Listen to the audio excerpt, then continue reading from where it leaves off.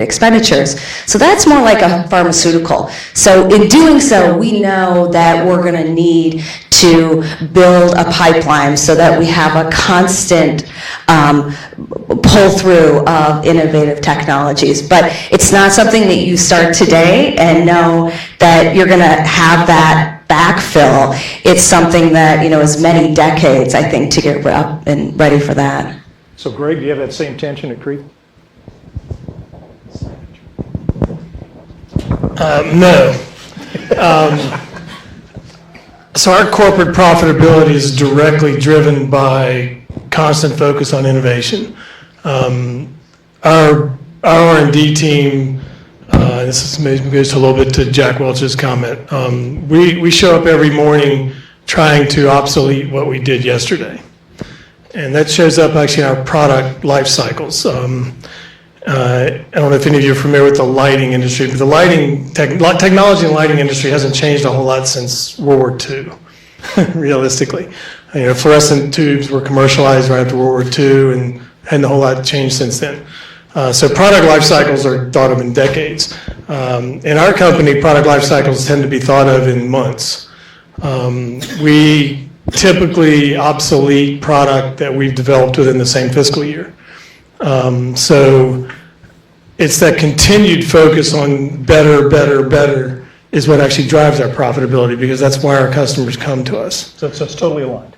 It's totally aligned. If you're not working on, if you're working on protecting something that's already in the market in our company, you're probably not going to be there very long. I'm going to bounce to a new area. Question for both Bill and Matt. What roles do the traditional investors, like investment bankers and commercial bankers, play, and what do the venture investors play with regard to furthering sustainability innovation? Where do they come in? Yeah. Well, from my own experience, we invest, money comes not just in cash. It's not just finance. It's in human capital and it's intellectual capital. And you really have to start separating out this whole idea, this idea that it's cash, is everything is leading us into a very bad place. I mean, when Fred Terman, he was viewed by many people as being the father of Silicon Valley. He was the provost at Stanford from 1955 to 1965.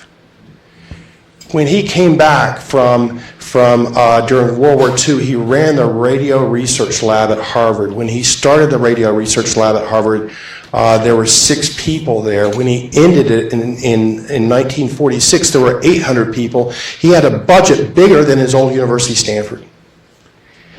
And yet he goes back out to Stanford and says, what do I do to make a difference in Stanford? By the way, Stanford did not have a single engineering contract from DOD during World War II. The only DOD contract they ever had was to write some educational manuals. That's it. So Stanford was a backwater. So he goes back out there and he says, you know, what can I do? I mean, I've got 45 miles to the north. I got Berkeley. They know government-sponsored research in academia. They know that piece.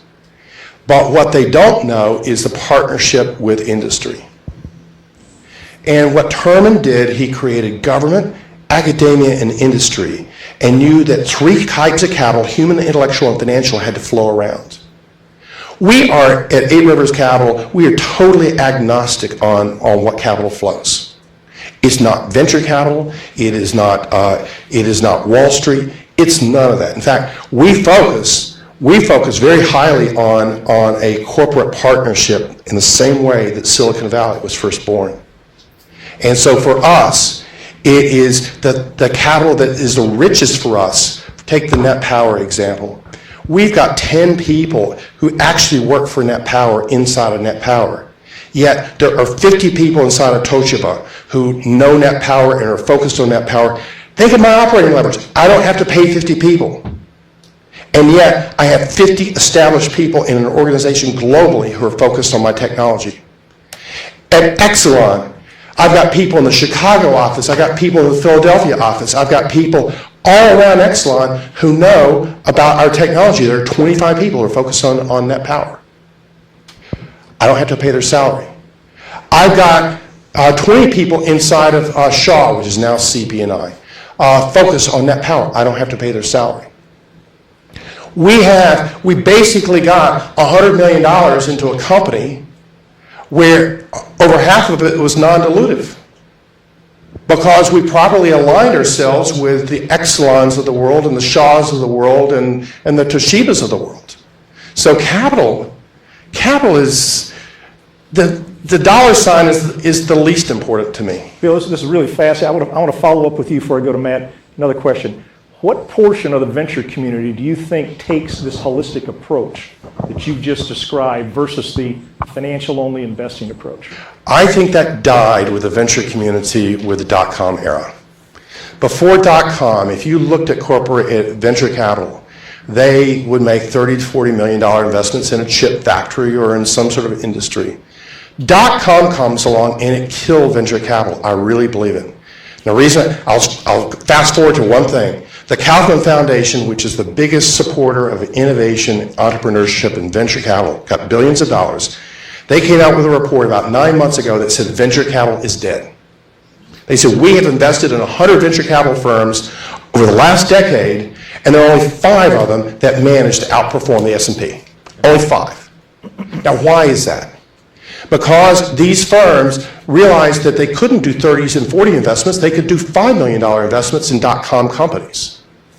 Well, if you got $1 billion fund and you've got to dole it out at $5 million a pop, you've got 200 investments to make. How many do you have to review to get 200 investments? Two things, 2 problems. One is an evaluation problem. The reason that venture capital firms do really, really well, supposedly, is because they are able to get the jump start on picking technology by virtue of their expertise and intrinsic knowledge about a business. Yet, if you're having to evaluate 1,000 companies, there's no way that you can bring an expertise that's peculiar to that world. The second piece is this. If you invest in 200 companies, you finance guys will know that you just created a market portfolio. There's no way that you've created a portfolio. You've diversified away all the sort of unique benefits of all these companies. Yeah. So venture capital has lost its way. And the Kaufman Foundation says it's lost its way.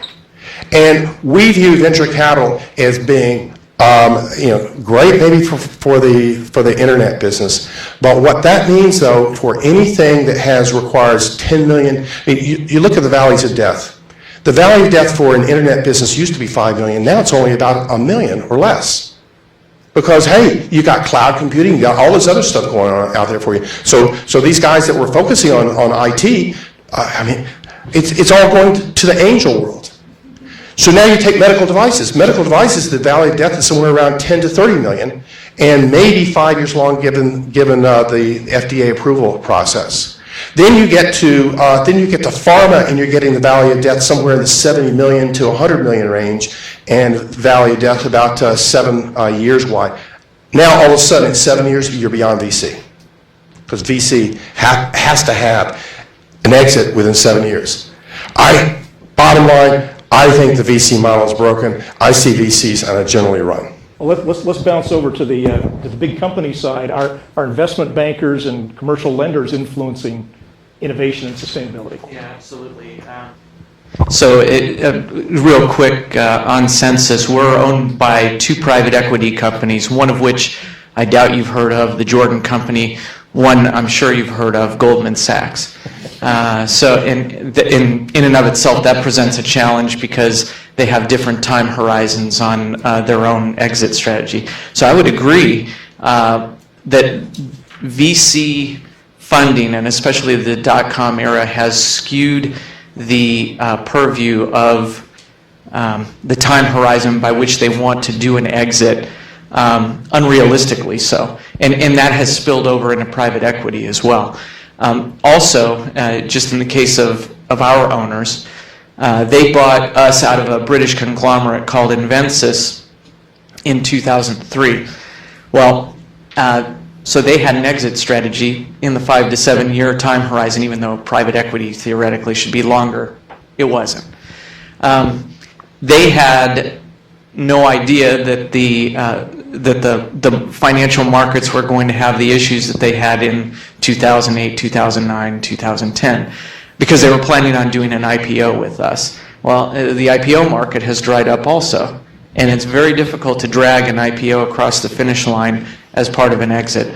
So I think that companies, the larger companies, and Goldman Sachs would be a great example, where they've done a lot of private equity investments, not just Sensus, with an understanding that they would have an exit strategy within a 5 to 7 year time horizon. That's been elongated by the financial market issues in the past few years.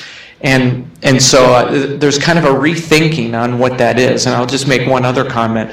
Our company provides solutions, as I mentioned, to utilities. Well, utilities invest in things that have a 30-year time horizon. So you've got this 5 to 7 year investment strategy while we're bringing innovations to market next year. At the same time, the utilities may not adopt those innovations for a significant portion of their purchasing cycles. So larger companies are struggling with the conflicts of those paradigms. It's definitely not a Venn diagram in that case. So when investment occurs in the area of sustainability, there's a big burden that falls on that company to perform and produce results over a certain time horizon. So let's move over to Heather and Greg.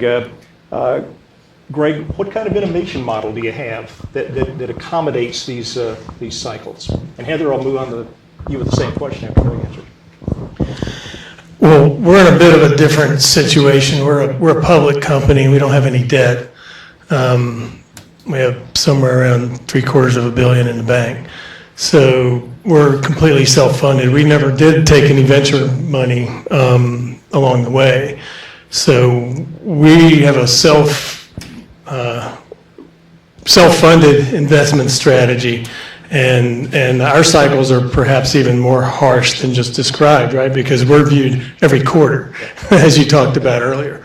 I think what's important, and this is a leadership philosophy really for your company, is you have to meet the quarters and you have to continue to perform as a public company, but that shouldn't be what drives your investment strategy for innovation. You have to actually believe in the long game. We're a semiconductor company at the heart of it, right? And the semiconductor innovation cycle can be tomorrow, or it can be 3 years from now, right? So you actually have to have faith in your technology, you have to have faith in your people, you have to have faith in your business plan. One thing I would say, which is, I think, related to your question, is there's a lot of discussion about sustainability and investment and innovation, and the fundamental belief we have is that the only way sustainability makes sense is if the business model itself is sustainable. So it has to be profit generating. You have to set your business model up in such a way that you manage your investment and the timing associated with that, so you can continue to be profitable. Again, I want Heather to answer, but I want to come back to that point. This is really a good one. So, okay, business model. Sure, business model. I highlighted this a little bit earlier, but essentially we have, as I mentioned, 44 core technologies that are owned across the company.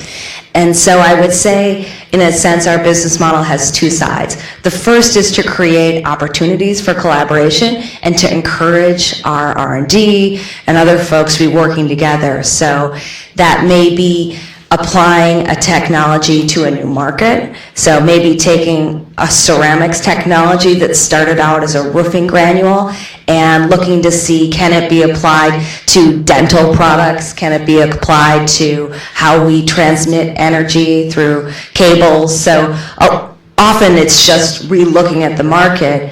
But it can also be the synergies that happen between technologies. So how do we take two technologies together and then again apply them to a new market? So we've got that culture there, and we're creating opportunities for the R&D staff to get together. But then the other side of it is we're creating pretty aggressive goals to make them do that. So I don't know if anyone has heard of 3M's new product vitality index. But we've set a goal for ourselves as a company that in 5 years, we want 40% of our sales to come from products that don't exist on the market today. So that's a pretty strong incentive for all of those different division and corporate R&D groups to be looking to say, how do I develop and how do I grow organically through innovations? So one of the things we're starting to look at is how does sustainability play a role in that, and what component and how are we driving that growth? So it's really the combination, to me, of the push and the pull. So I think Greg raised a really interesting point with regard to product valuation. So for example, when I bought this pair of reading glasses from the optometrist, the amount that I paid was reflective of nearly all the utility that I'm going to derive from this. So, it was fully priced with regard to societal value, which was principally my value. But when we deal with sustainability products and services, there's a greater good issue here. And I'm interested, I'll just throw this open to the whole panel and you can have at it for a minute or two. But with regard to sustainability technology or services, to what extent is the full societal value priced into the revenue you receive for what you're doing? Anybody? In certain cases, I would say very little. And here's why I would say that. If we talk about just water utilities, the fact of the matter is that water, for as scarce as it is still extraordinarily inexpensive.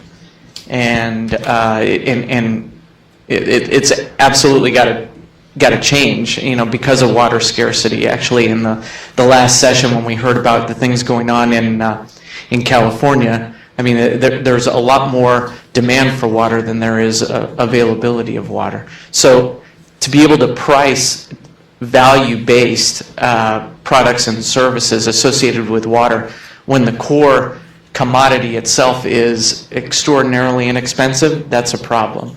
Now, conversely, I would say that other energy resources like electricity or natural gas have had fluctuations. So in certain parts of the United States, electricity is very inexpensive, but then there are other areas like Massachusetts or Hawaii where it's very, very expensive.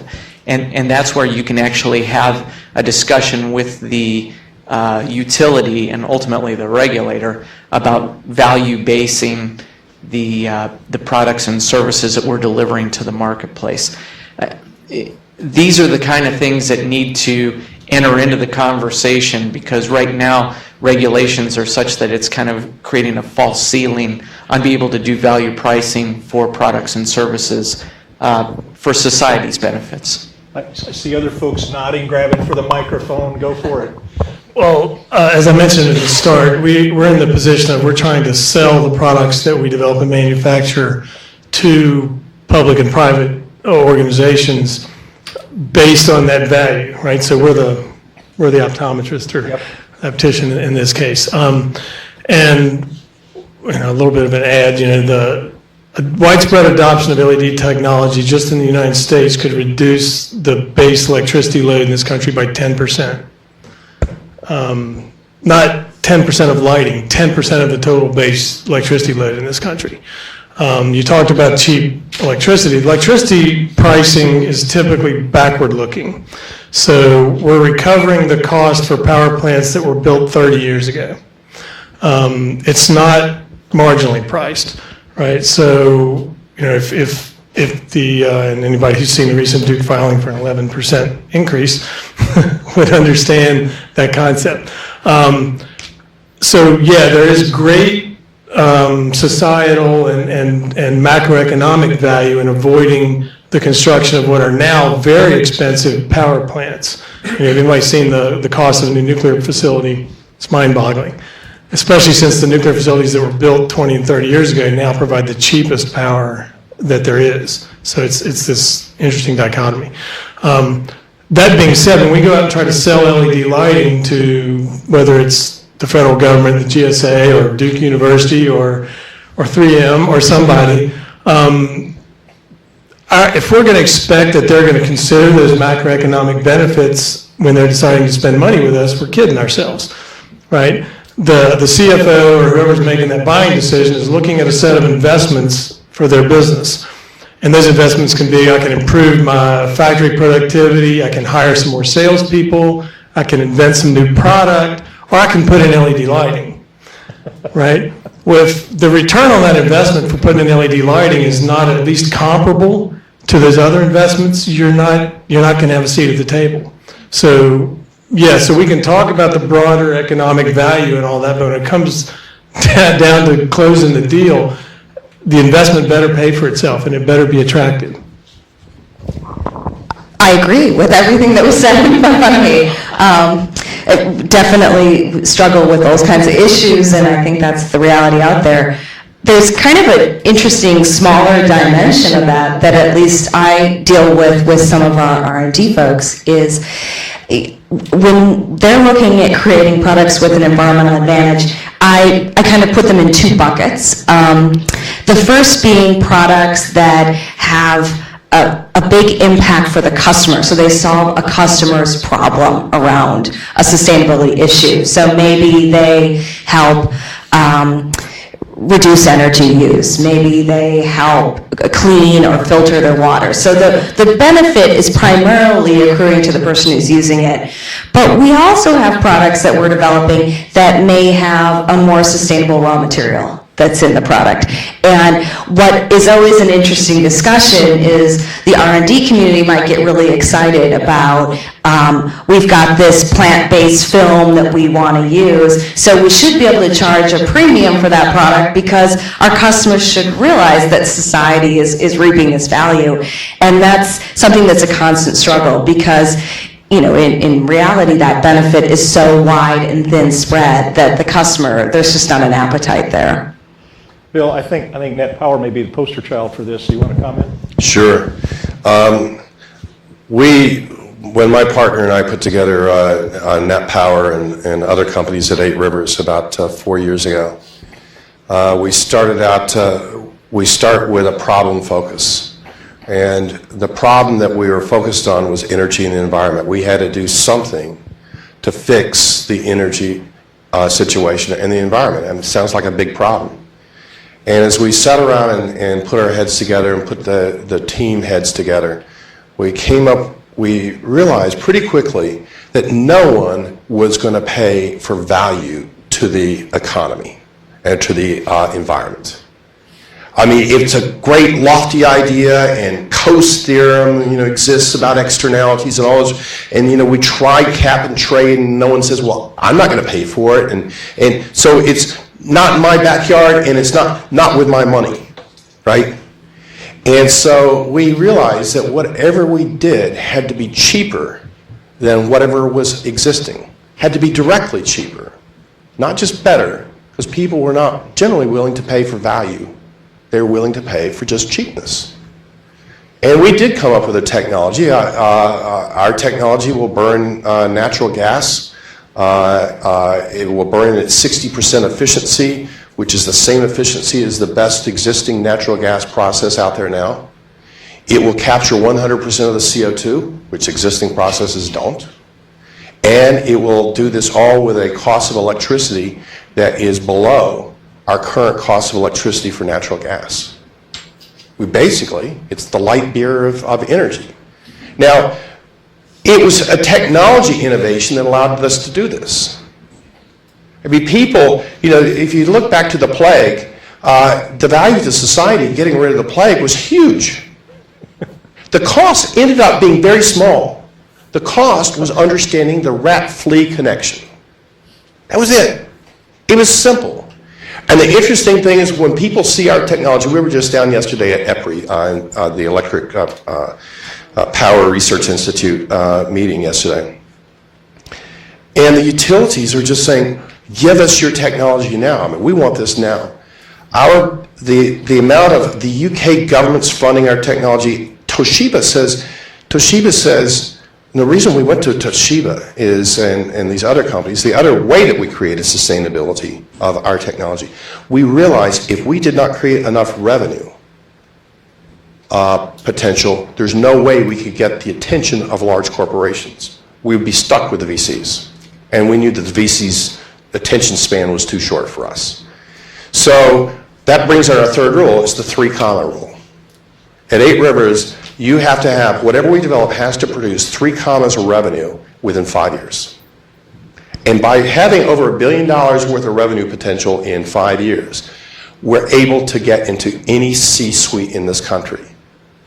And so our filter function, better, cheaper, 3 commas.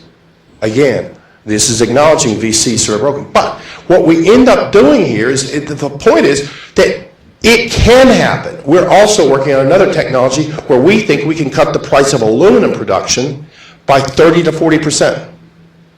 Aluminum manufacturers, 30 to 40%. These things happen. And we pull together the teams that will allow these technologies to be innovative. And don't just think that because it sounds out of this world that you can't do it. I mean, yes, it took us, I'll tell you the number of meetings I had when they said, oh, you mean you produce electricity cheaper than existing means and you capture the CO2? Right, get your hand out of my wallet.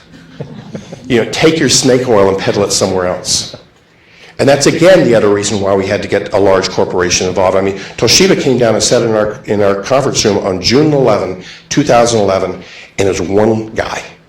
And he didn't speak very good English, and he just sat and listened, nodded his head. We took him out to Washington Duke, and he had some wine, nodded his head, and listened. And in 1 month, 10 people from Tokyo descended on Durham. And it's stuff like this happens. But if you can't dream it, it will never happen. Bill, I got a quick 10-second question for you to follow up. Let's say that Net Power's full societal value was priced into the revenue you receive. What % increase do you imagine that would be?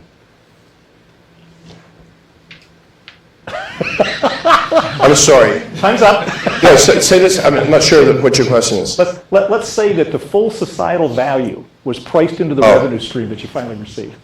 I mean, the value of this company is, we're talking about something that could very well be the Google of energy, okay? But the societal value will be much greater than that. We will create so much more value to society than we will ever capture. And I think this is an important consideration in a lot of these products that are going to market now.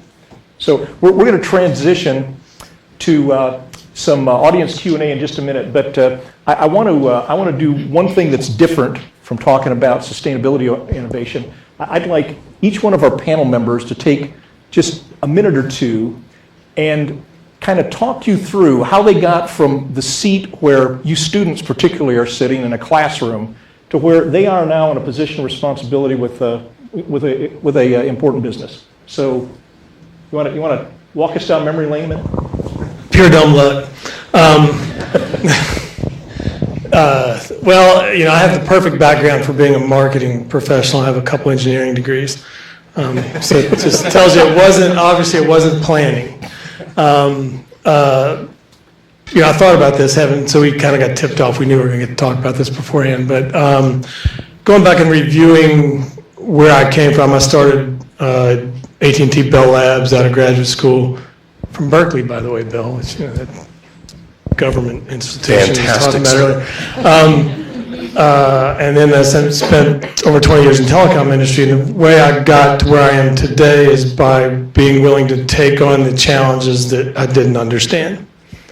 So if you only take on the task or the jobs, you say, oh yeah, I know how to do that. I'm good at that, I'll do that, right? Then you'll get rewarded accordingly. If you're presented with a challenge where you go, I have no idea how to do that, but it's important, and you're willing to fail,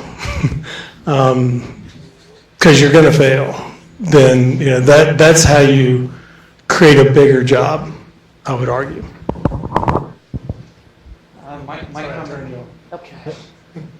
My comments would be very similar. In my career, so I've got a degree in management information systems, and so here I am working in clean tech, which may sound like a direct link, but it truly isn't. never thought I would necessarily be in sales selling to utilities. I worked for the utility for a long time. Nobody says, gosh, when I grow up, I want to work for a utility. But a lot of the innovation is happening on the front lines in utilities today. So it is interesting now. What I would say, though, is, I spent most of my career gathering just a certain amount of experience in different realms like what you just described. So it wasn't necessarily writing code, it wasn't necessarily managing a database, wasn't necessarily doing finance or doing marketing, it was all of these things, and gathering those experiences along the way, and being able to go deep in certain areas that I was passionate about, and because that matters, that you get energized about something. But ultimately, it was giving myself a broad perspective as well as having some expertise in some specific areas. Great. I would echo, I think, the comments before me. I often tell people when they're interested in working for a large corporation in a sustainability function that you have to be someone that's comfortable always being thrown into situations where you feel like you have no idea what you're doing. We're constantly working with different parts of the organization, and you're always learning and developing, and I think you have to have that appetite to be successful. The other piece of it is I think you need to be constantly talking to people throughout other parts of the organization and understanding how your role drives real value. So you can't get caught up too much in, well, the consultants and the experts on sustainability say your company needs to be doing X. You need to say, what is our goal as an overall enterprise, and not look at it purely from excellence around some predetermined idea of what a most sustainable corporation should look like. It's about helping bring that lens and perspective into the real business objectives of the company. Yeah, I think what's happened to me and what you've heard through all these people is has a very similar theme, and that is don't worry about whether you are a product at eye level. Don't worry about whether in the supermarket you're on the top shelf or the bottom shelf.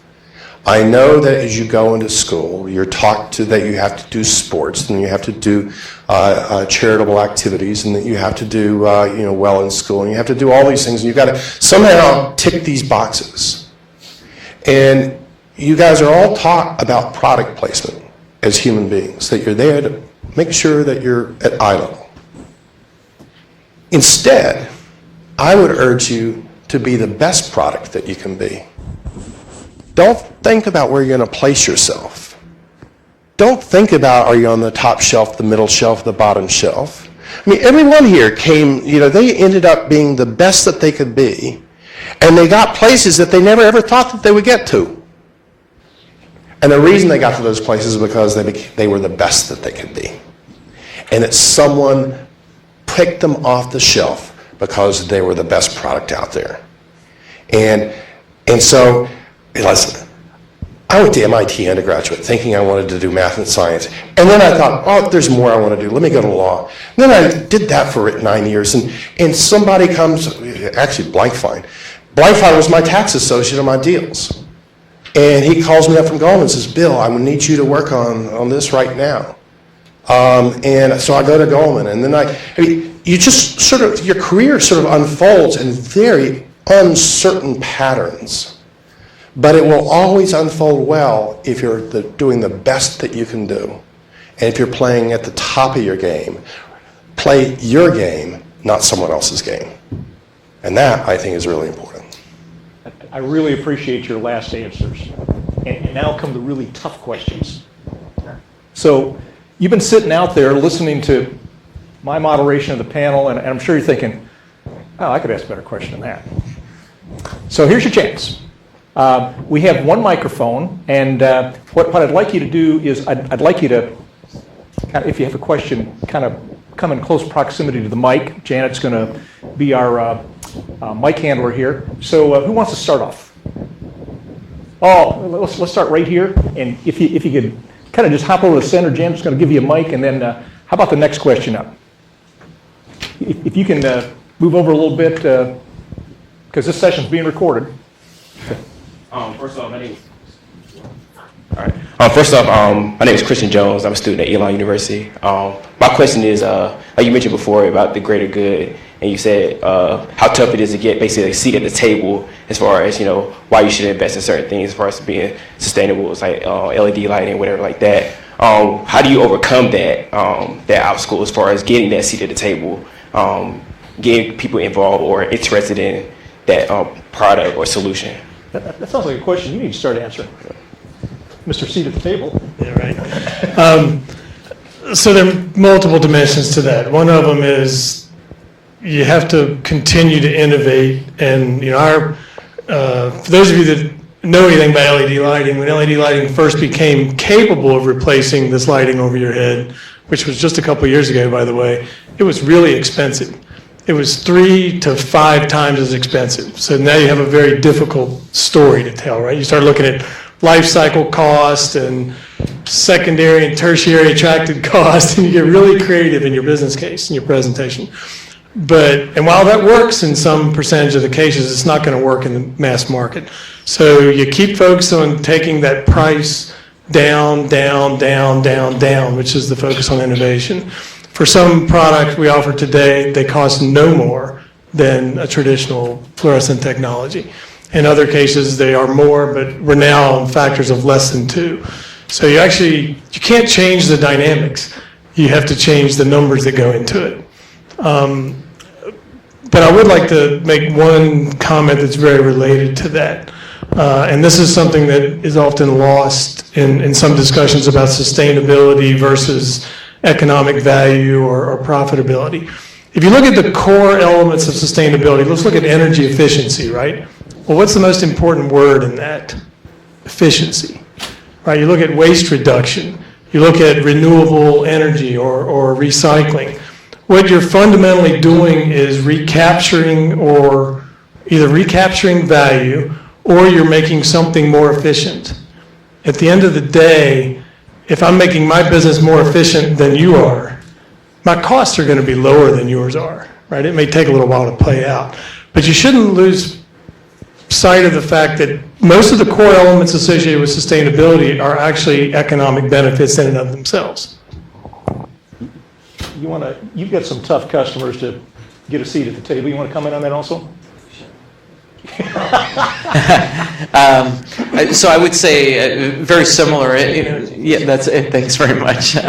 So we actually introduced some innovative technology a few years ago and expected an adoption rate over the course of about a 5-year time horizon. What we found was it was adopted within 2 years. And the reason is because it had a business case that was actually generating value. At the end of the day, it doesn't matter which customers you have, and utilities are tough customers, but they're prudent business people.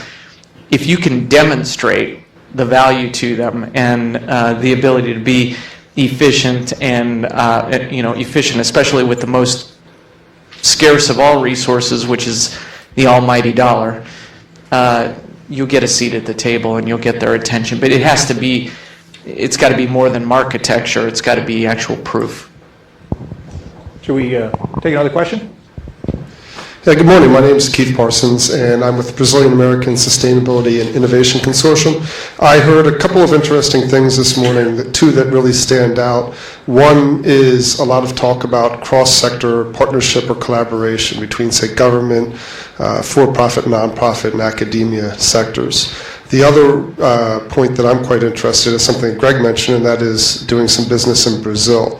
I'd love to hear a little bit more about any people's experience specifically doing business in Brazil, but particularly about exporting products or services abroad, particularly to appeal to those areas at the bottom of the pyramid that a lot of people are talking about addressing. I think everyone on the panel here has international potential and probably South American focus, so have at it. I'll start. I'll be brief. The interesting part about Brazil, so they've got a couple of big events coming up, the World Cup and the Olympics. But if you look at Brazil's infrastructure, if any of you have been down there, you would recognize it's not third world but it's 2.5. They've got some real infrastructure challenges there. They've got about 25% of all the electricity that's generated is lost to theft. And if you saw some of the pictures of wires, it's extraordinary. So Brazil will be going through, as an emerging economy, will be going through its own set of transformations, especially because there's a tremendous amount of foreign investment, foreign to Brazil, that's going into the country, and there will be a different kind of expectation from, I would say, like G7 nations as to what the return on that investment would be. I think the financial community really expects a different level of performance in that regard. I can speak a little bit to Brazil as well. So we've had a presence in Brazil, I believe, since the 1950s. So it's quite a large subsidiary for 3M. And to your point on the building market, we're seeing that that's really exploding. We make a lot of products that go into LEED certification, and I would argue that our folks in that market in Brazil are seeing more interest than they are here in the U.S. and in Europe, probably driven a lot by the big events that are coming with the Olympics and whatnot. So that's an exciting opportunity for us. But to your point about bottom of the pyramid too, we have a model where we try to manufacture and produce our products as close as possible to where they're sold. So in many cases, that allows us to modify those products or develop specific products that might reflect the local needs. So an example that I often use is in some parts of India, they're interested in Post-it notes, but they don't want to buy 150 in a pack. That's just too big of an expenditure. So we actually sell Post-it notes in much smaller denominations there. For us, obviously the international market's a huge potential market for us. At the moment, we're very focused on here, and we're very focused on the partnership that we have with Toshiba. At the same time, though, we know that there are 5 distinct components of our system that can be manufactured other places in the world. And our goal is to have an Airbus model where we put large pieces of manufacturing for an important piece of equipment in different countries. And rather than viewing countries as markets in areas of the world as purely markets where we can sell into, we think that it's much more sustainable to create something where you can buy from them. And so we've really thought about what pieces of equipment make sense to be manufactured where. And the more we can distribute this manufacturing, I think that rising tide will raise all ships. It will help us sell into those countries better, to the extent that, for instance, in China, that anybody worry. I mean, people over here talk about IP all the time, IP issues. Chinese they deal with IP all the time. They just don't deal with it in the same way we do, right? And they're different. And that's fine, but we cannot bring our hubris to their country. And instead, the way that we focus on dealing with the issues with IP is it's very important for us to have a large manufacturing partner in China. And by having a large manufacturing partner in China, we will have someone there who will figure out how to deal with these issues. But again, exporting hubris is not what we're about. We're about importing goods ultimately. Hi, my name is Mark Hugh. I'm a second-year MBA student. I'm taking a course right now here on sustainable business strategy, and we talk about technological innovation and environmental sustainability as sustained competitive advantages. But to your point, Bill, one issue that I'm concerned about is with all the immense R&D and the nationally specific regulation that goes into fostering and supporting, say, renewable energies, how do you deal, how much of an existential threat is it when you have low-cost, fast followers imitating your products coming in from countries like China and what have you? How much of that is on your radar screens right now? I'll just say, as far as imitation, it's going to happen, and part part of the way we look at it is that if the rest of the world gets better by virtue of our not being able to enforce our IP, so be it.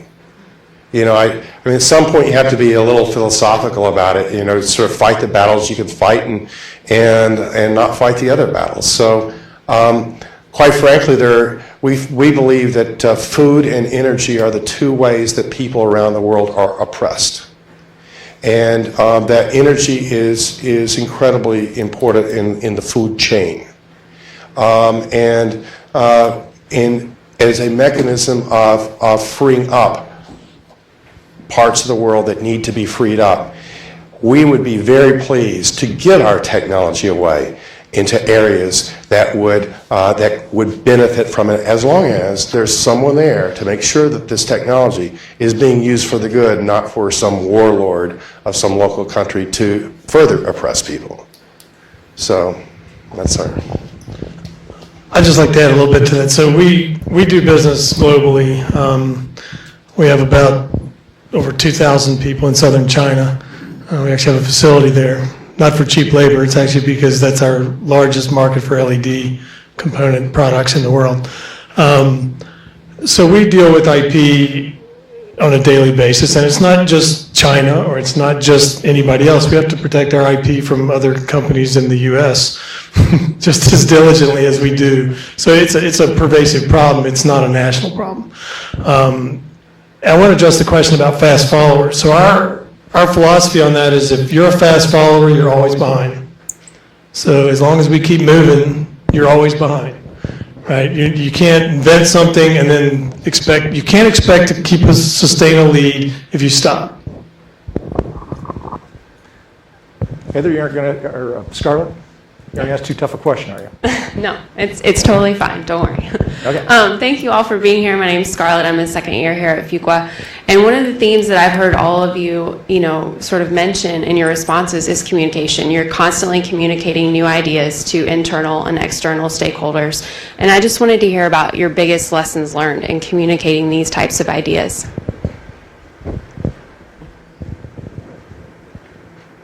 I think that's a jump ball. So Yeah, I'll start on that one. That's supposedly what my job is, I guess. So hopefully I will be able to communicate answer to you. The biggest lesson I've learned in my career about communicating, especially new technologies and the values to customers in the marketplaces, is don't talk about the benefits from your perspective. Right? The benefits have to be from the customer's perspective, and they have to be benefits they can realize, not benefits that make them feel better. So translate features and technology and what maybe the engineers consider to be benefits into something the customer can realize. That's the biggest thing I've learned. And the second corollary to that is, if it takes you 5 or 6 pages to do it, you probably better go back and think again, because you need to be able to do it quickly and easily. And if the benefits are real, you can communicate them quickly and easily. Yeah, similar to that. That's the first thing you should learn about communication is if you hand off the mic to keep the power on. We keep our mic live. That's the good side, and this is the challenge side. What I would say is very similar, that the experience comes at the customer level. But so you've heard a lot about us doing business internationally, and not just at Sensus, but when I was with IBM, I had a global role.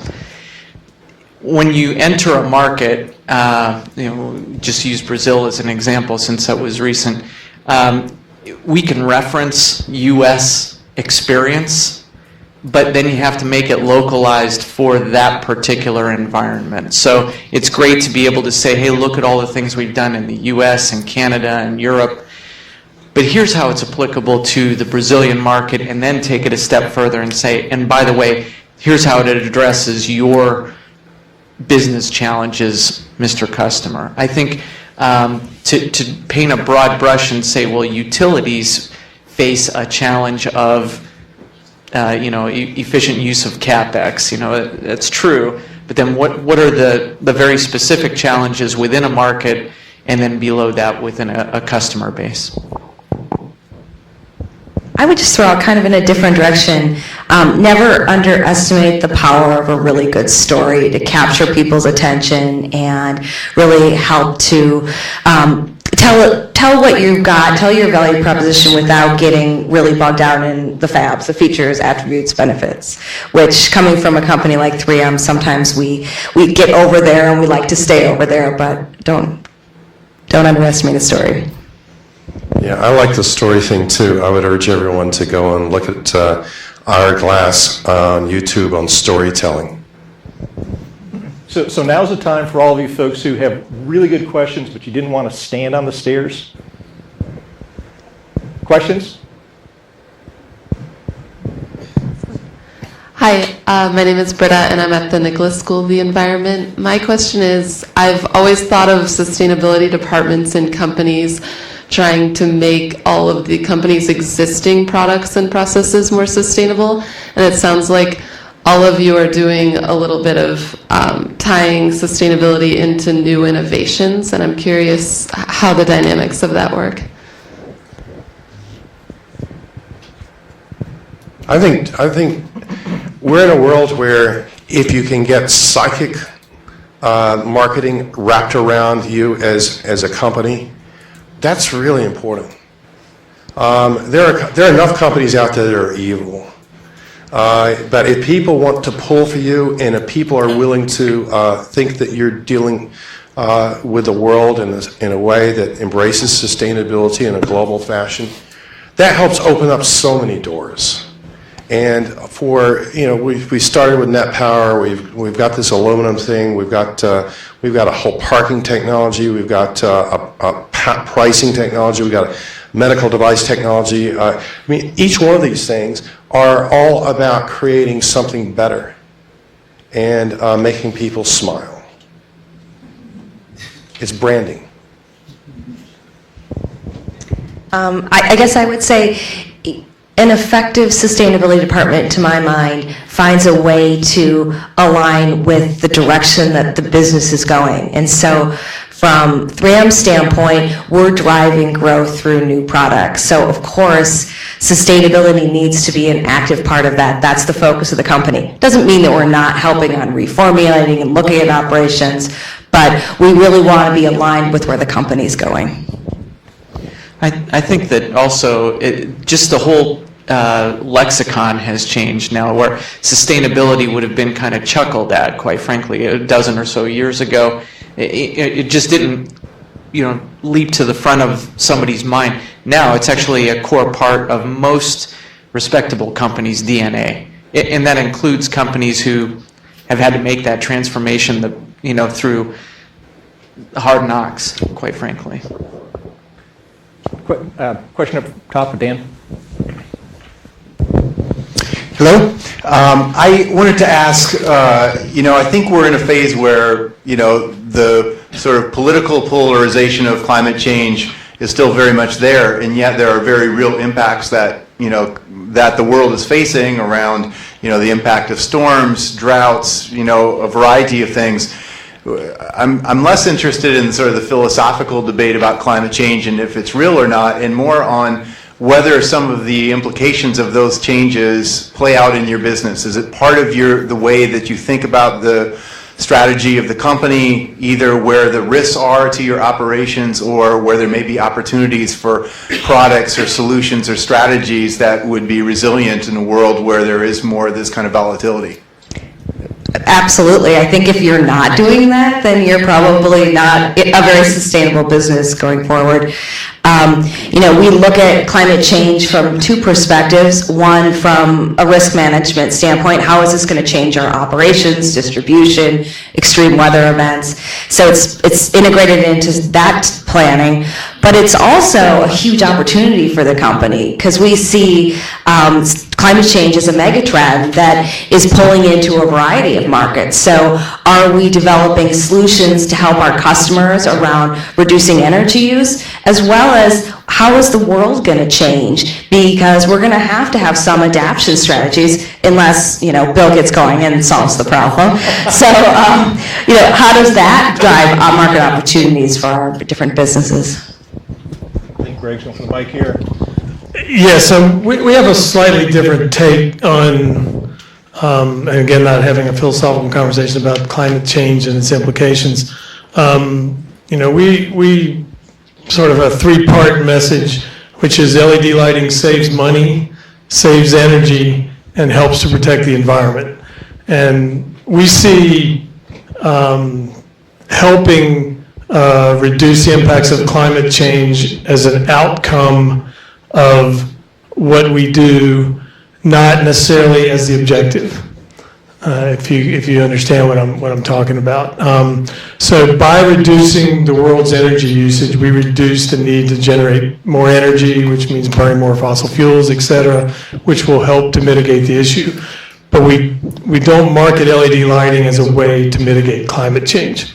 We market LED lighting as a way to save your business or organization money by saving energy, which helps to mitigate climate change. Let me just put a point of clarification in there. It's, when I say we look at climate change as a megatrend, it doesn't necessarily mean it's the value proposition that we lead with on a specific product. So we also sell a number of LED lights. But it's informing the way we're looking at the outside and what's going to create the opportunities. So now they're finally arguing. Yeah, So- and I would, I would say that when it comes to either the smart grid or smart water networks, I'll just give you a couple of anecdotes here. So there are 250,000 water main breaks in the U.S. every year. And technology exists to be able to do analytics to identify those breaks before they happen and do something about them. So what's a water utility's greatest expense other than the work crews? It's electricity. So all of that water that's wasted has to be processed, treated, pumped, stored, pumped again, and at some point it's consumed, but there are significant water losses associated with that. So the solutions that we bring to the marketplace address electric and water sustainability needs. At the end of the day, we kind of tie that into the fabric of what our utility clients are looking for. Yeah, for us, sustainability and the environment is actually a source of a ratchet that will ensure our technology is adopted. We realize that by having an environmental focus, we will end up doing good. For instance, this aluminum technology, we wouldn't be doing it but for one of the things on the aluminum technology. Again, we've still got some experiments to go through on it, but one of the things that reason for doing is that traditional means of producing aluminum is one of the most toxic processes out there. And part of making it cheaper is making it better too. And we're getting rid of some of the toxicity around aluminum production. All that said, though, we know that no one is going to pay for sustainability and for the sort of Coasian externalities. It just doesn't seem to be something that this country does. Other countries might, but it's hard going in this country. But what they will do, they will adopt laws around best available control technology. And that's the ratchet effect. By becoming the best available technology, the whole market comes to us. And by becoming the best available aluminum technology or the best available power technology, we know that that's something that Congress and legislators have no problem in supporting. So as long as you can make it cheaper and make it better, the better will actually be ratcheted in by the government actions. And so it's a very, calculated strategy in making sure that we are the BACT. Time for one more audience question. Anybody have one? Right here. Yeah, my name is... It's your mic. Yeah, I didn't do it. Yeah, my name is Alexander Reese. I'm from American University. My question is, how do you prevent silos and big organizations from detracting from your value proposition? Within our own organization? Yeah. Okay, big organizations with silos, now's your chance. We do it by constantly trying to get rid of them. I mean, I think that's been the focus around innovation for 3M for many, many years, is constantly encouraging our R&D groups to be talking across organizations. We do actually quite a lot to create opportunities for them to get together and talk. We have our technical forum is a totally employee-led organization, 10,000 members globally, and they host over 800 events a year, including multiple poster sessions. It's kind of like a little university on 3M's headquarters, where R&D professionals are encouraged to bring, fully formed ideas to their latest harebrained ideas, or that technology that they think is really great but they don't have any use for. And so we create all sorts of opportunities to encourage people to partner, and then we recognize and reward them when they find ways to transfer technologies to different markets. For the most part, I would say those kind of silos reveal themselves also. And I'll give you a quick example. So I mentioned we introduced some innovative technology into the marketplace in North America a couple years ago. It exceeded our expectations. At the same time, that same development was going on out of our Germany office. They developed a similar product to do exactly the same thing, and it has 0 common components to it. And so you look at that, one has been adopted, one is not. One's contributing to the P&L, one is just now barely getting to the marketplace. And now we have to rationalize that. It doesn't take too many of those examples to hang somebody up as a poster child and say, this is how not to do business with silos. So, part of the theme of this group, I think, has been sustainability requires profitability, and no company of any size can afford too many of those kind of duplicative kind of developments. Me? Check it. No, there we go. So, we have a different approach to it in that we don't have an organizational structure or culture that allows silos. We have a very thin management structure, so the folks that run all of the areas of our company all get together in the same room and have lunch every Thursday. And because our single biggest motivation is shareholder value,